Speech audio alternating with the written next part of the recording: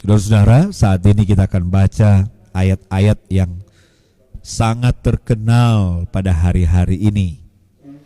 Namanya manusia suka lupa, ya, tetapi biar keadaan di sekeliling kita yang terjadi pada hari-hari ini akan mengingatkan kita firman Allah yang kita akan dengar, yang akan kita perhatikan, yang kita akan pelajari bersama-sama, dan yang akan terus hidup di hati dan hidup kita ketika kita melakukannya dan ketika kita berhadapan dengan satu situasi yang perlu terang firman Allah, yang perlu petunjuk Tuhan, maka firman ini akan hidup di hati kita.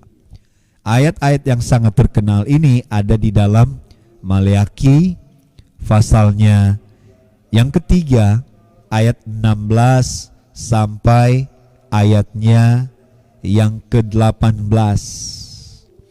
Sebagai manusia, kita terbiasa mempercakapkan sesuatu yang sedang terjadi di sekeliling kita atau yang sedang terjadi pada kita. Tetapi coba kita baca ayat firman Tuhan ini.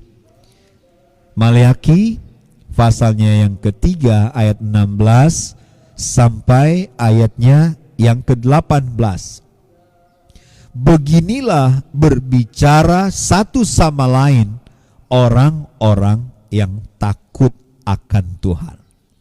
Beginilah berbicara satu sama lain orang-orang yang takut akan Tuhan. Saya tidak tahu apa yang membuat saudara takut. Biasanya apa yang ada di hati itulah yang keluar, entah lewat mulut secara fisik atau mulut yang ada di handphone kita atau di laptop kita, ya. Saya tidak tahu. Tetapi saya satukan saja untuk kita semua anak-anak Tuhan. Kita ini takut akan Tuhan. Beginilah berbicara satu sama lain orang yang takut akan Tuhan. Tuhan memperhatikan dan mendengarnya. Sebuah kitab peringatan ditulis di hadapannya bagi orang-orang yang takut akan Tuhan dan bagi orang-orang yang menghormati namanya. Mereka akan jadi milik kesayanganku sendiri, firman Tuhan semesta alam, pada hari yang kusiapkan. Aku akan mengasihani mereka sama seperti seorang menyayangi anaknya yang melayani dia. Ayat 18, maka kamu akan melihat kembali perbedaan antara orang benar dan orang fasik, antara orang yang beribadah kepada Allah dan yang tidak beribadah kepadanya.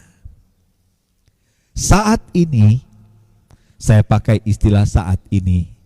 Saya tidak mau pakai pagi ini, karena bisa saja ada teman-teman, ada saudara-saudara yang akan melihat ini dari belahan bumi yang lain, bukan di Indonesia, yang jamnya berbeda dengan kami yang ada di Indonesia.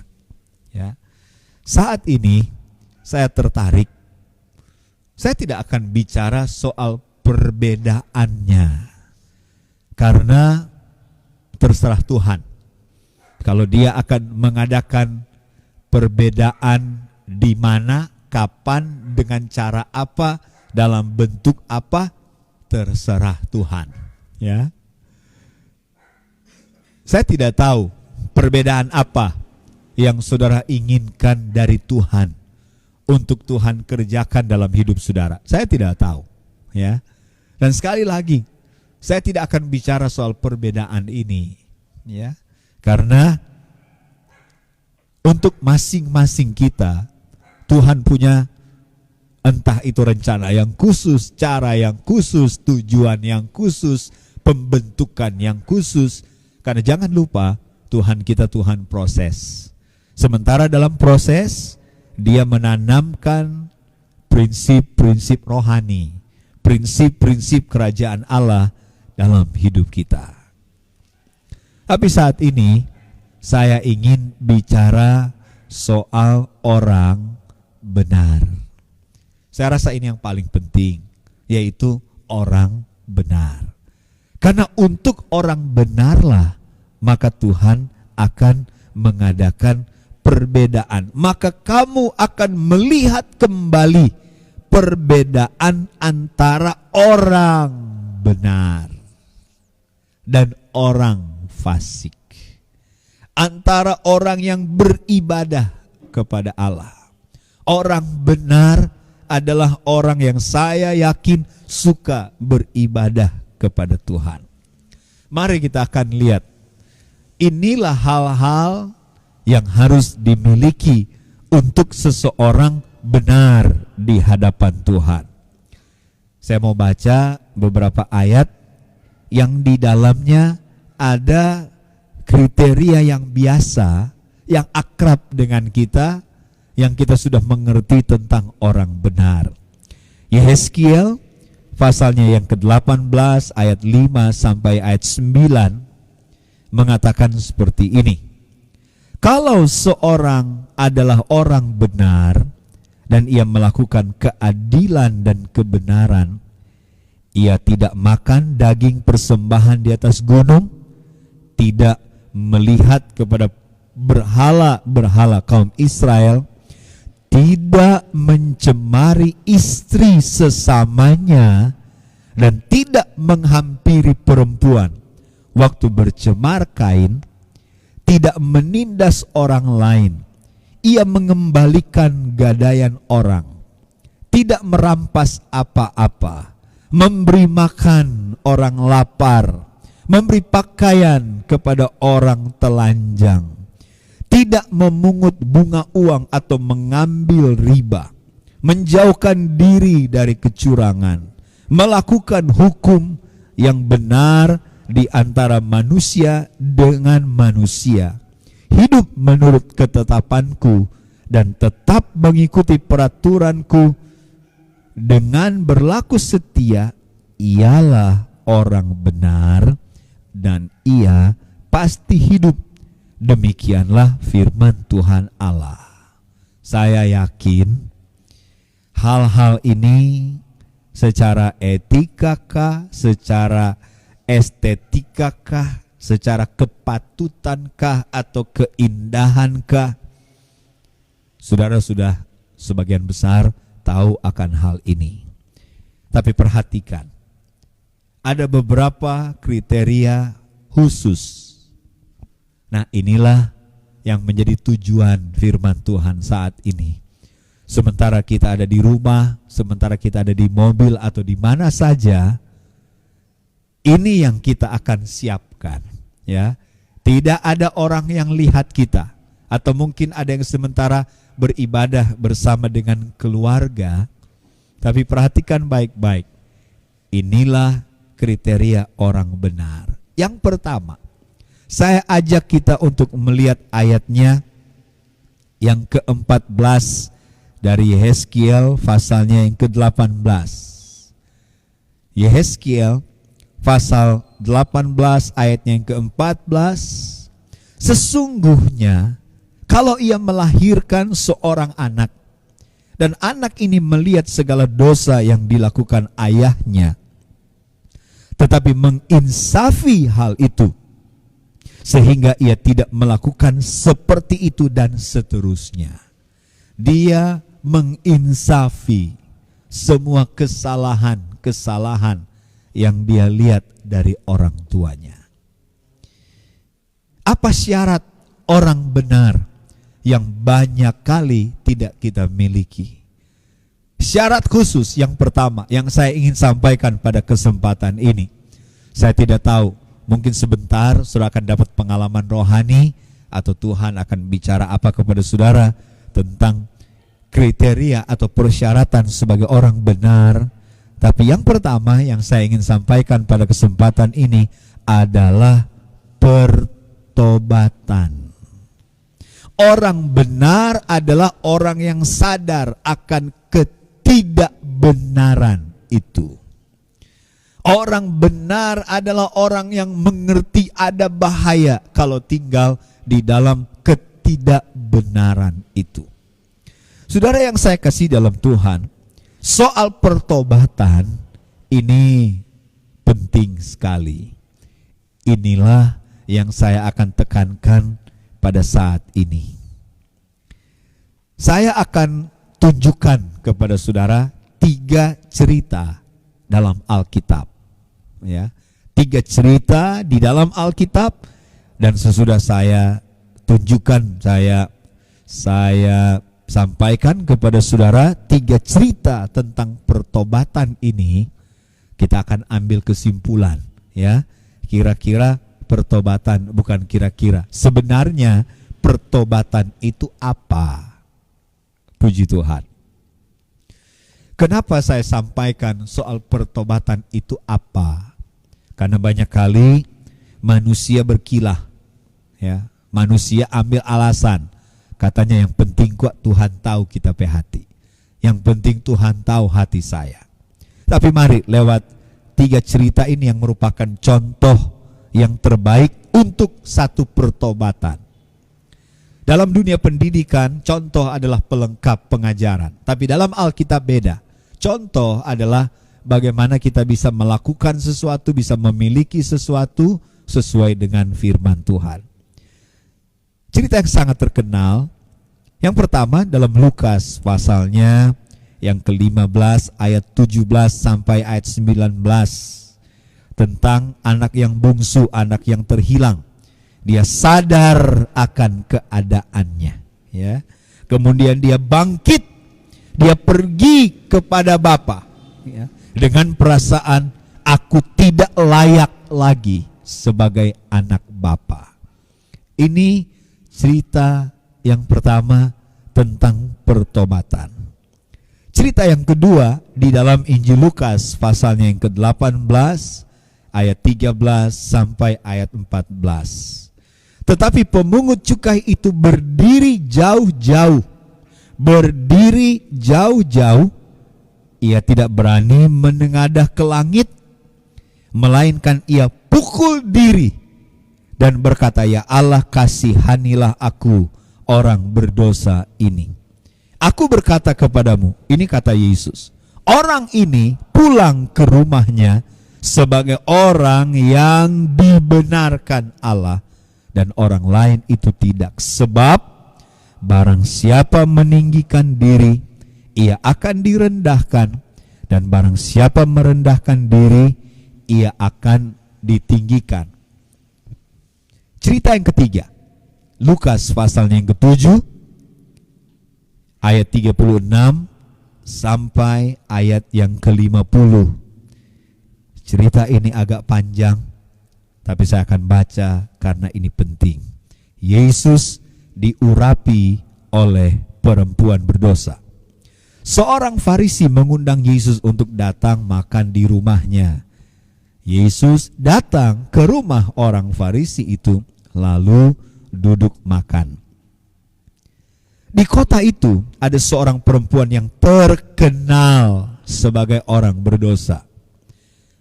Ya, kita banyak kali suka mengklasifikasikan atau mengelompokkan dosa. Kita berkata ada dosa besar, ada dosa kecil, ada dosa hitam, ada dosa abu-abu, ada dosa putih. Tetapi Yesus, firman Allah, mengambil contoh yang terbaik, yaitu seorang perempuan yang terkenal orang berdosa. Ketika perempuan itu mendengar bahwa Yesus sedang makan di rumah orang Farisi itu, datanglah ia membawa sebuah buli-buli pualam berisi minyak wangi. Sambil menangis, ia pergi berdiri di belakang Yesus dekat kakinya. Sambil menangis, ia pergi berdiri di belakang Yesus, tidak di depan tapi di belakang, dekat kakinya. Bukan kepala, bukan pundak, tetapi kaki. Lalu membasahi kakinya itu dengan air matanya. dan menyekanya dengan rambutnya. Kemudian ia mencium kakinya dan meminyakinya dengan air mata, dan seterusnya. Yesus bicara tentang siapakah yang lebih mengasihi kepada Petrus. Dan Yesus berkata, yang paling banyak dihapuskan hutangnya, kata orang-orang. Nah, dari apa kata mereka, maka Yesus memberikan penjelasan tentang keadaan dari wanita ini. Kemudian Yesus bicara soal pengampunan. Jangan lupa, satu-satunya obat untuk dosa cuma satu, yaitu pengampunan. Dan satu-satunya cara terima pengampunan adalah lewat pertobatan. Kemudian ayat 50, kata Yesus pada perempuan itu, imanmu telah menyelamatkan engkau. Itu benar. Yang menyelamatkan kita adalah iman, kata Efesus pasalnya yang kedua ayatnya yang ke-8 dan ayatnya yang ke-9. Sebab karena kasih karunia kamu diselamatkan oleh iman. Itu bukan hasil usahamu, tapi pemberian Allah. Itu bukan hasil pekerjaanmu. Jangan ada orang yang memegahkan diri.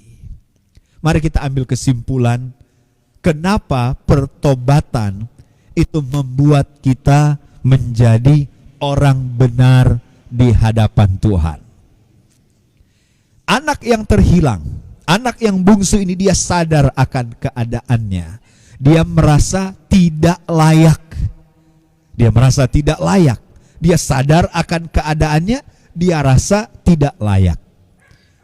Pemungut cukai yang datang ke bait Allah pun memiliki perasaan yang sama. Dia berdiri jauh-jauh, dia tidak berani melihat ke atas, dia pukul-pukul diri. Itu sama, saudara dikasih Tuhan. Dia merasa tidak layak. Demikian juga dengan wanita yang berdosa ini. Dari 3 cerita ini, mari kita akan lihat apakah pertobatan itu. Kenapa saya harus bicara soal pertobatan? Saudara ingat, dikaitkan dengan konteks orang benar, saya belajar beberapa pengertian tentang gereja Tuhan. Yang pertama, 1 Petrus 2 ayat yang ke-9. Ini pengertian umum yang kita tahu, ya. Gereja adalah bangsa yang terpilih, imamat yang rajani, bangsa yang kudus, umat kepunyaan Allah sendiri, yang dipanggil keluar untuk memberitakan perbuatan besar dari Dia Tuhan yang telah panggil kita keluar dari kegelapan kepada terang Tuhan yang ajaib. Itu gereja yang pertama, pengertian umum. Tetapi ada yang lain. Mazmur pasal 1 ayat yang ke-5. Sebab orang fasik tidak akan tahan dalam penghakiman, begitu pula orang berdosa dalam perkumpulan orang benar. Jadi gereja adalah perkumpulan orang benar. Kemudian yang kedua, saya tambahkan kepada saudara, dari yang pertama tadi itu pengertian umum, tapi saya tambahkan. Yang pertama, gereja adalah kumpulan orang benar. Kemudian yang kedua, pengertian tambahan saya pelajari lewat konteks dari orang benar. Amsal pasalnya yang keempat ayat 18, tetapi jalan orang benar. Gereja adalah teman-teman seperjalanan dalam perjalanan kebenaran. Mazmur 25 ayat yang ke-10, sebab segala jalan Tuhan adalah kasih setia dan kebenaran. Kita ini teman-teman seperjalanan. Kita ini kumpulan orang benar. Nah, kalau gereja adalah teman-teman seperjalanan di jalan kebenaran, sedangkan pertobatan adalah kita sadar akan keadaan kita, sadar akan ketidakbenaran itu, merasa tidak layak dan berbalik kembali ke jalan yang benar itu. Start perjalanan orang benar adalah pertobatan. Selama dia tidak dalam pertobatan, dia tidak ada di jalan Tuhan, ya. Nah, saudara yang saya kasih dalam Tuhan, mari kembali saya ingin ajak kita lihat tentang pertobatan. Karena saya temukan, saudara yang saya kasih dalam Tuhan, bahwa pertobatan adalah kekuatan utama dari doa. Mengapa? Karena yang paling saudara biasa adalah doa orang benar itu besar kuasanya. Itu yang paling biasa dengan saudara sekalian. Coba kita lihat ayat-ayat yang sangat terkenal. 2 pembacaan saya ingin sampaikan kepada saudara. Yang pertama, 1 Raja-Raja pasal 18 ayat 33 sampai ayat 39. Apabila umatmu Israel terpukul kalah oleh musuh karena mereka berdosa kepadamu, kemudian mereka berbalik kepadamu dan mengakui namamu, dan mereka berdosa dan memohon kepadamu di rumah ini, maka engkau pun kiranya mendengarkan di sorga dan mengampuni dosa umatmu Israel dan mengembalikan mereka ke tanah yang telah kau berikan kepada nenek moyang mereka. Ayat 35. Ayat yang sangat terkenal, ya. Sehingga ketika terjadi sampar, ketika terjadi masalah, ketika terjadi hal-hal yang sedang kita alami saat ini, maka ayat inilah yang dibaca. Apabila langit tertutup, tidak ada hujan, sebab mereka berdosa padamu. Lalu mereka berdoa di tempat ini, mengakui nama mereka, berbalik dari dosanya, sebab engkau telah menindas mereka. Maka engkau pun mendengarnya dari sorga. Ampuni dosa hambamu umat Israel, karena engkaulah yang menunjukkan kepada mereka jalan yang baik yang harus mereka ikuti. Dan kiranya engkau berikan hujan kepada tanahmu yang telah kau berikan kepada umatmu yang menjadi milik pusaka. Perhatikan ayat 37. Ayat 37.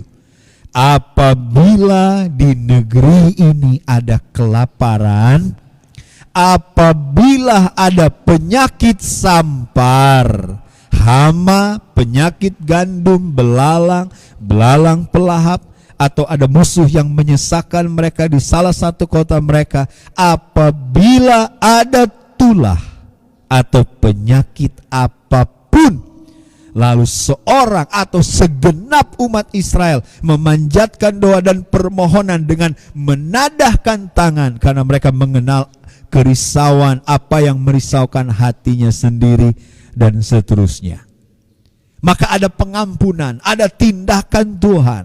Jadi pertobatan adalah kekuatan utama dari doa. Karena ketika kita bertobat, maka kita menjadi benar di hadapan Tuhan.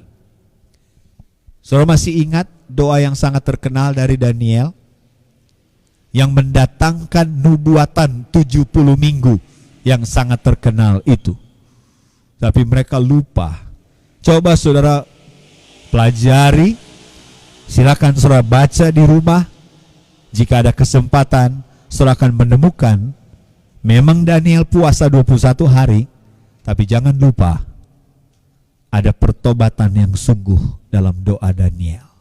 Ketika Daniel bertobat. Nah sekarang, apa itu pertobatan? Pertobatan itu seperti mata uang yang memiliki 2 sisi. Sisi yang pertama, duka cita karena penyesalan. Bahasa Ibraninya sub, menghela nafas panjang, bertobat, ya, menyesal akan dosa, sadar akan dirinya yang berdosa. Tapi jangan lupa, sisi yang kedua dari pertobatan adalah sukacita pengampunan. Jika ada 2 hal ini, maka pertobatan kita itu benar di mata Tuhan. Yang pertama, duka cita dari penyesalan. Yang kedua, sukacita pertobatan atau pengampunan. Inilah yang saya perhatikan dari contoh-contoh orang yang bertobat di dalam Alkitab. Kapan ini bisa jadi? Sekali lagi, kapan ini bisa terjadi?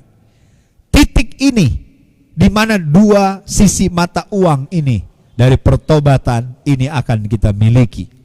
Caranya adalah Roh Kudus. Dia harus bawa hati kita dalam peristiwa yang supranatural. Dia bawa hati kita berhadapan dengan tahta Tuhan. Ketika hati kita berhadapan dengan tahta Tuhan yang suci, yang kudus, yang mulia, kita akan merasa diri kita ini kotor.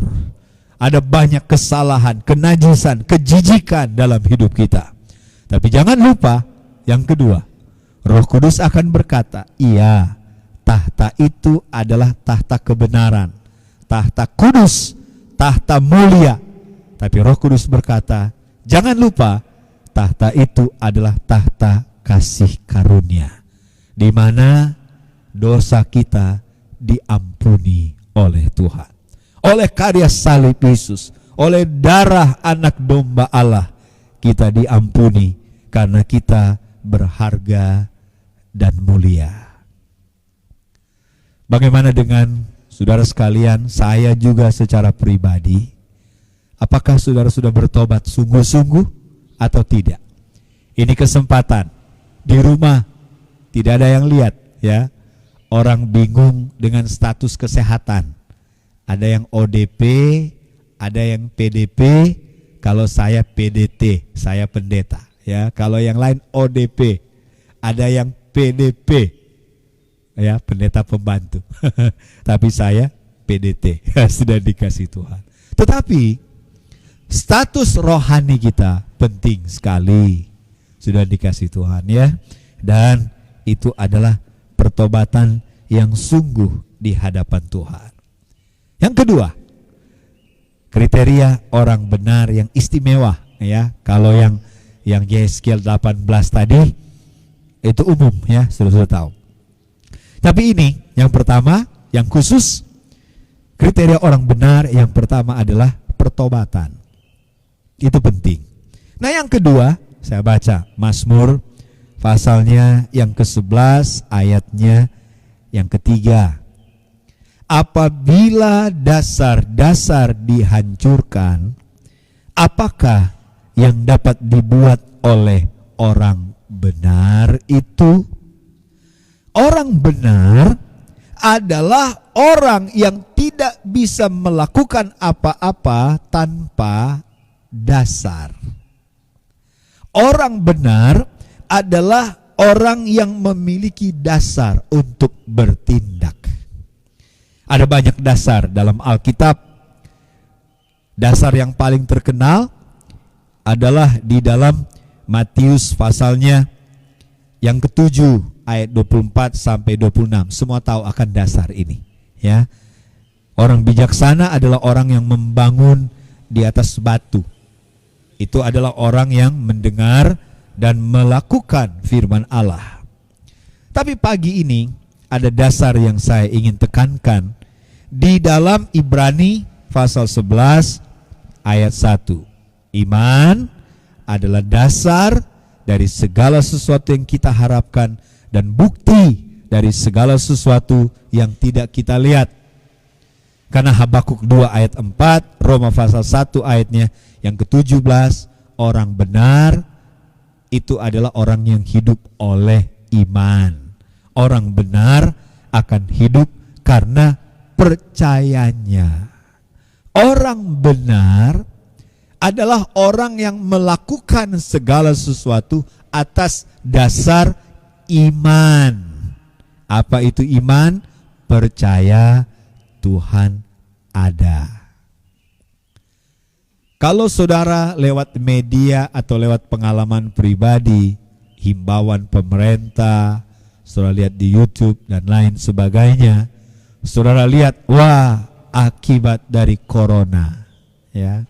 Saudara lihat lagi, wah, ini hasil dari mikroskop. Inilah struktur dari corona itu. Wah, warnanya seperti ini dan lain sebagainya. Kalau saudara bisa percaya ada corona, kalau bisa saudara percaya ada AIDS, kalau bisa saudara percaya ada SARS, ada MERS, ada Ebola dan lain sebagainya. Kalau saudara percaya ada musuh sekeliling kita, Ada iblis seperti singa. Kenapa kita tidak bisa percaya Tuhan ada? Beginilah bicara orang yang takut akan Tuhan. Tanda kita takut akan Tuhan, jangan pernah mengurangi nilai Tuhan. Jangan pernah mengurangi nilai kebenaran Tuhan. Jangan pernah mengurangi kuasa Tuhan dalam hidup kita, saudara. Kita tahu akibat corona, kita jaga diri, kita dengar-dengaran pada pemerintah. Ya, saya juga dengar-dengaran dengan hikmat yang Tuhan beri, dengan pengertian pemerintah adalah wakil Allah. Tapi jangan coba-coba mengurangi nilai kuasa Tuhan. Jangan pernah. Takut Tuhan artinya tidak berani mengutak-atik kehebatan kuasa Tuhan, kedahsyatan Tuhan, kebenaran firman Allah. Tuhan berkata, aku percaya, titik. Saudara yang saya kasih dalam Tuhan, terima kasih untuk hikmat, terima kasih untuk kerjasama, terima kasih untuk semua pengorbanan yang telah diberikan. Tapi takut akan Tuhan. Ingat baik-baik, sudah dikasih Tuhan, ya. Orang Manado bilang jangan coba-coba, ya, jangan coba kurangi, jangan coba melemahkan posisi Tuhan, jangan coba melemahkan kuasa firman, jangan coba melemahkan pekerjaan roh. Sekali lagi, iman, percaya Tuhan ada.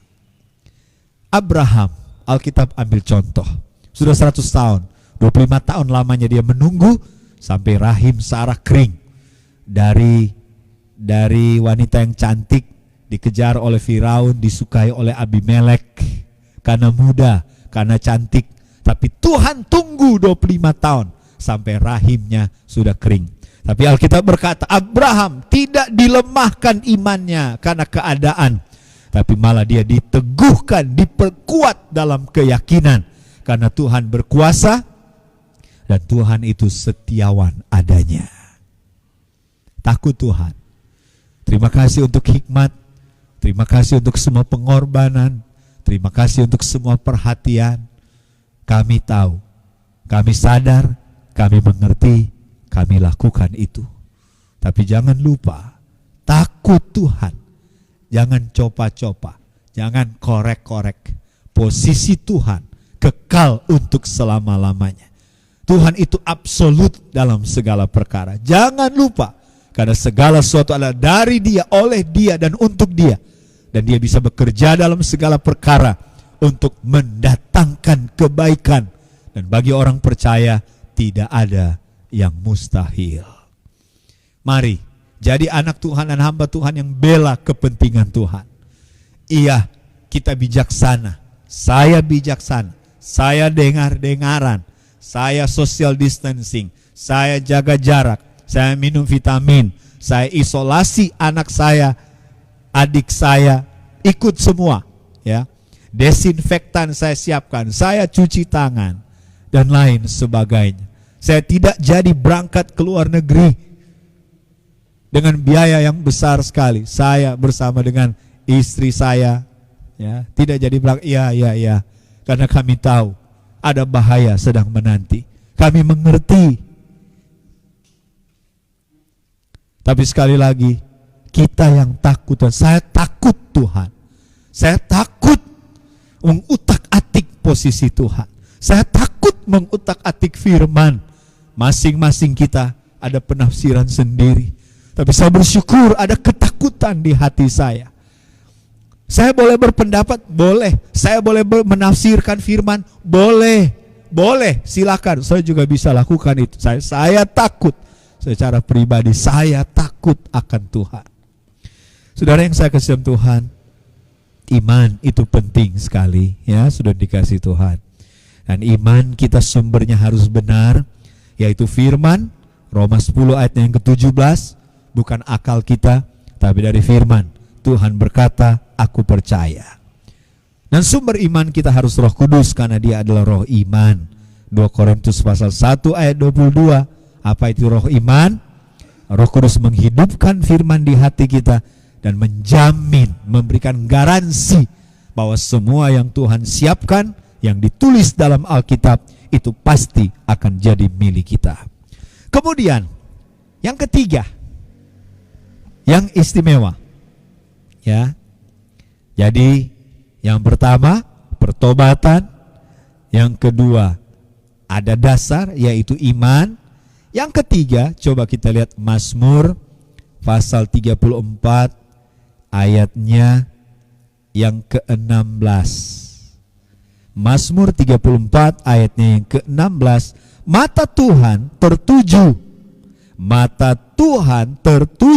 kepada orang-orang benar, dan telinganya kepada teriak mereka minta tolong.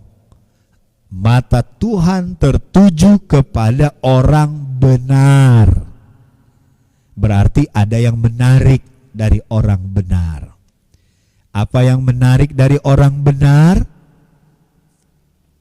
2 Tawarikh pasal 16 ayatnya yang ke-9. Mata Tuhan menjelajah seluruh bumi untuk melimpahkan kekuatannya kepada mereka yang sungguh-sungguh, yang bersungguh hati. Oh, kesungguhan.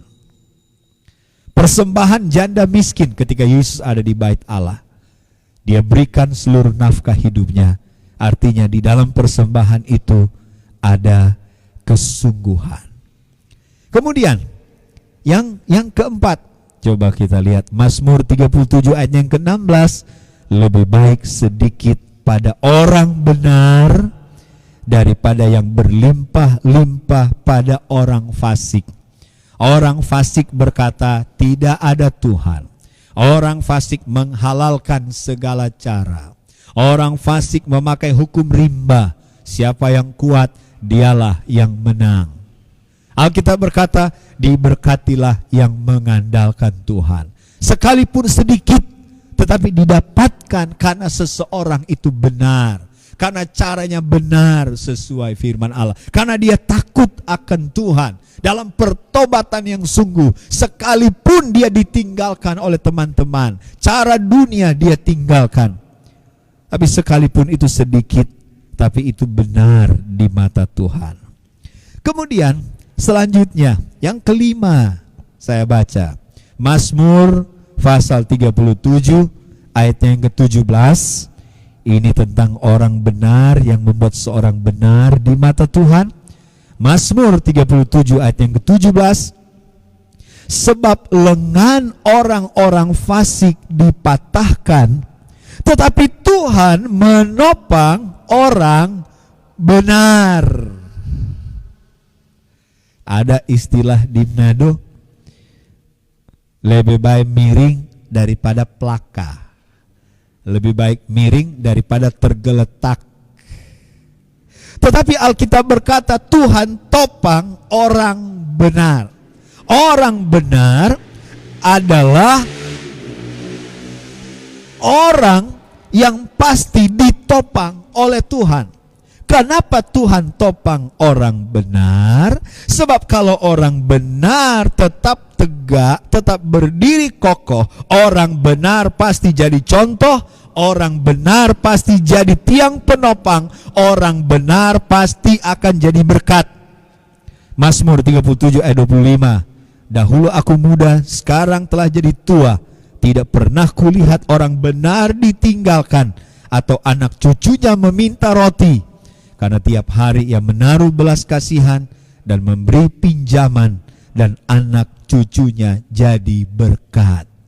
Saudara, kalau kita ingin dinilai benar oleh Tuhan, yakinkan di hati kalau Tuhan akan topang kita, karena kita akan jadi contoh, kita akan jadi teladan, kita akan jadi tiang penopang dalam pelayanan, dan kita akan jadi berkat bagi banyak orang.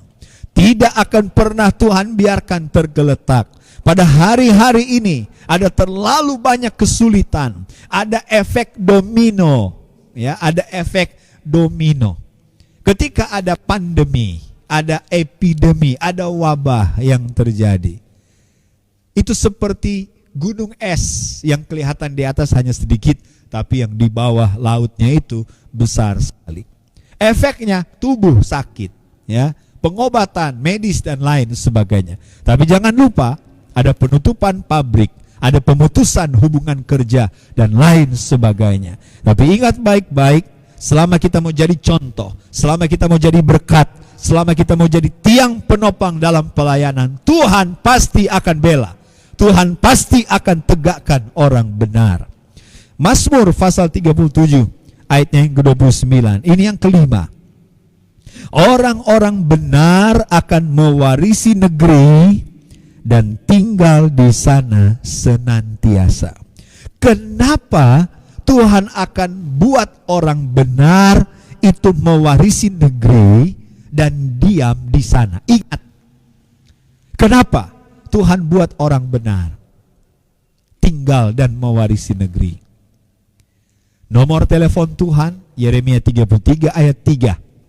Berserulah kepadaku pada masa kesesakan, dan aku akan menjawab engkau, dan seterusnya. Tapi jangan lupa nomor rumah anak-anak Tuhan, Amsal 3 ayat 33, tempat kediaman orang benar diberkati oleh Tuhan.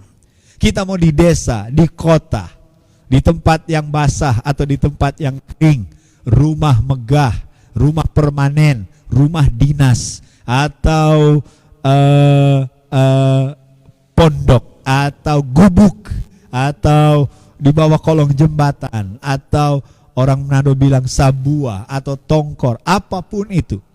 Tapi di mana orang benar berdiam, pasti diberkati oleh Tuhan. Kenapa Tuhan buat orang benar mewarisi negeri tinggal di sana? Karena orang benar akan merawat negeri itu. Berkat Tuhan akan selalu menjaga negeri di mana orang benar berdiam. Mereka akan terima orang-orang asing di negeri itu. Mereka akan berdoa untuk negeri itu. Dan mereka akan membawa damai untuk negeri itu. Tidak heran orang benar akan mewarisi negeri dan tinggal di situ. Kemudian yang terakhir, yang keenam, Mazmur 37 ayat yang ke-39. Orang-orang benar diselamatkan oleh Tuhan.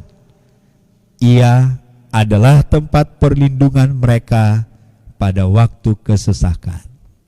Orang benar adalah orang yang ketika dalam kesesakan, yang mereka cari adalah Tuhan. Cari Tuhan. Selama ia dekat, cari Tuhan, maka kamu akan hidup. Nama Tuhan adalah menara yang kuat. Kesanalah orang benar berlari dan mendapatkan selamat.